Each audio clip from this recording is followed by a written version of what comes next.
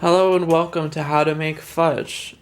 For fudge recipe, you're gonna need a pan, and then the ingredients are as follows: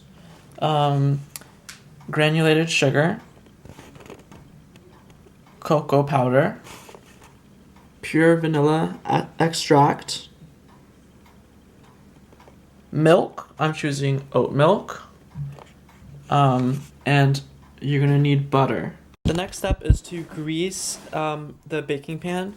I'm going to be using canola oil spray, as you see. Get greased. We're going to be adding a half cup of cocoa to the saucepan.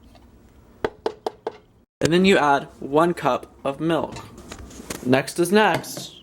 2 full cups of sugar, as such. When the heat's going, you want to stir all of the ingredients together, and we're gonna wait till bringing this to a boil.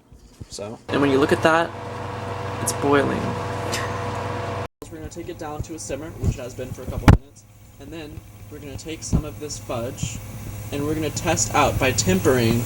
We're gonna put it into some water. Basically, the process of tempering, to give you a scientific explanation of it, is that the fatty acid crystals inside of the fudge are going to form nuclei, and basically more fatty acid crystals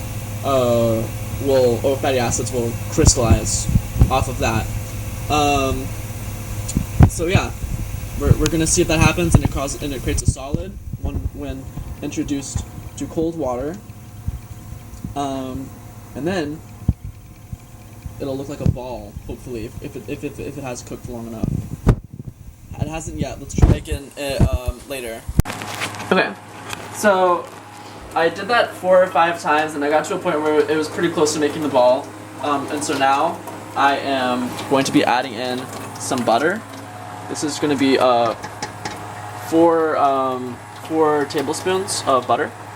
I'm gonna add them in separately so it's easier to stir. And there you have it. 4 tablespoons of butter. And then, next up is 1 teaspoon of vanilla extract. Let's go.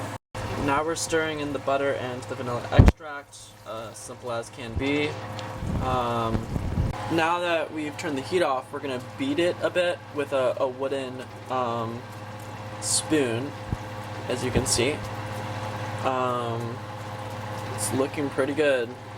Now, as you can see, we're pretty much done beating, and we're going to be pouring into the pan, as you can also see right there. We're going to take this, and we're going to be pouring it in to the pan.